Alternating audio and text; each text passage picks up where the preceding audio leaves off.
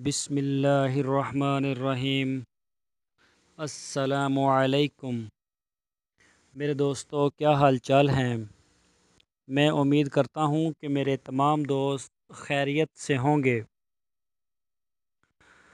तो दोस्तों, आज हम आपके पास नई वीडियो लेके हाज़िर हुए हैं। हमारा जो आज का टॉपिक है वो है जानवर पालने की अहमियत और खेती बाड़ी की अहमियत भी। जानवर पालने और खेती बाड़ी की अहमियत के बारे में हम आपको बताएंगे। बहुत ही प्यारा आज का टॉपिक है, तो इसके ऊपर आज हम बात करेंगे आपके साथ। तो दोस्तों, सबसे पहले मैं अपना तारफ़ करवा दूं।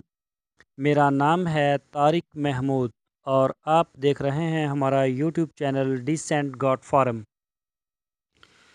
तो दोस्तों, हमारी फिर आपसे वही एक छोटी सी रिक्वेस्ट है कि आप हमारे चैनल को सब्सक्राइब लाजमी करें, हमारी वीडियो को लाइक करें, और अगर आपको हमारी वीडियो पसंद आती है तो हमारी वीडियो को अपने फेसबुक और व्हाट्सएप के ग्रुप्स में लाजमी शेयर करें, ताकि तमाम दोस्तों तक हमारा पैगाम मैसेज पहुंच जाए।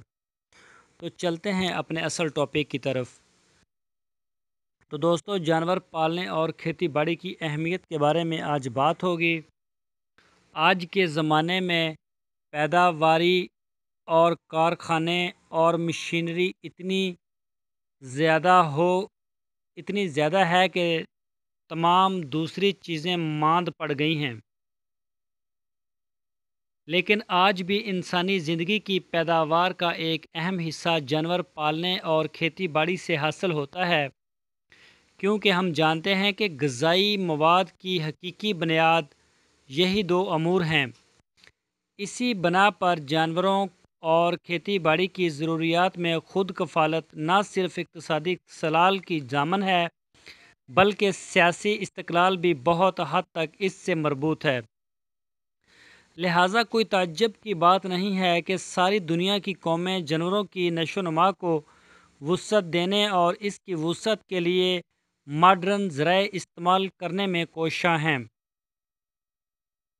ये दोनों चीज़ें इतनी अहम और बुनियादी हैं कि बाज़ औक़ात इन ममालिक में से जिन्हें सुपर पावर कहा जाता है, ये मजबूर हो जाते हैं कि अपने सियासी मकाम को नज़रअंदाज करके इन ममालिक के सामने हाथ फैलाएं जो ऐन इनके मुखालिफ हैं।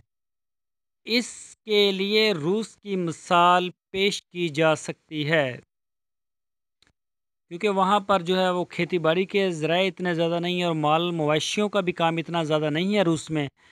तो उनको बाज़ का तो अपने जो सियासी मुखालिफ जैसे अमेरिका वगैरह हो गया, या ये जो ब्राज़ील है, या दूसरे तीसरे कोई भी हैं, उनसे इनको ये चीज़ें लेनी पड़ती हैं, उनके आगे हाथ फैलाना पड़ता है।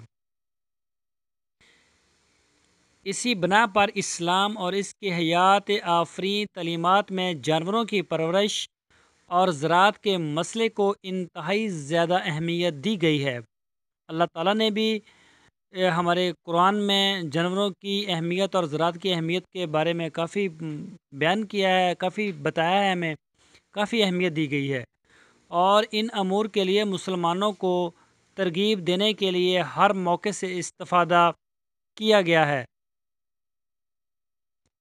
कुरान पाक में जानवरों के मसाइल पर किस तशवीक अमेज़ लहजे में बात करता है, इनसे हासिल होने वाले मुनाफ़े का ज़िक्र करता है, चाहे वो ग़िज़ाई एतबार से हों या लिबास के लिहाज से।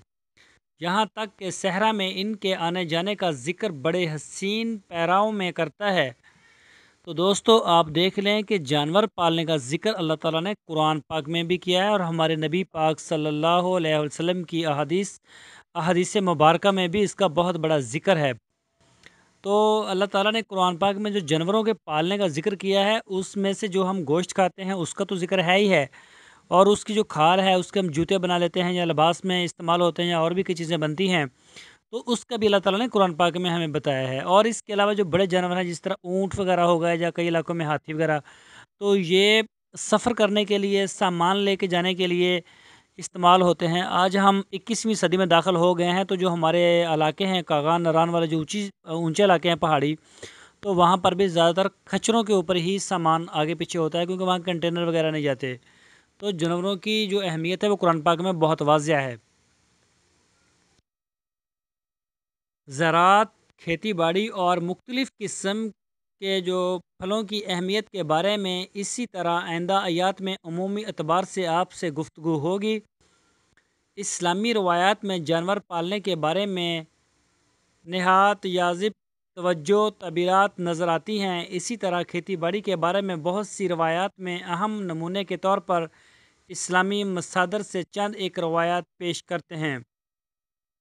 نبی اکرم صلی اللہ علیہ وآلہ وسلم نے ایک عزیز سے فرمایا، کیوں نہیں لاتے ہو برکت تم اپنے گھر سے آپ کی کیا مراد ہے؟ برکت اس نے عرض کیا، فرمایا دودھ دینے والی بکری۔ آپ صلی اللہ علیہ وسلم نے فرمایا دودھ دینے والی بکری۔ مزید فرمایا جس گھر میں دودھ دینے والی بکری، بھیڑ یا گائے ہو تو یہ سب برکتیں ہیں۔ آپ صلی اللہ علیہ وسلم نے ایک اور جگہ ارشاد فرمایا کہ بکری بہت اچھا سرمایہ ہے۔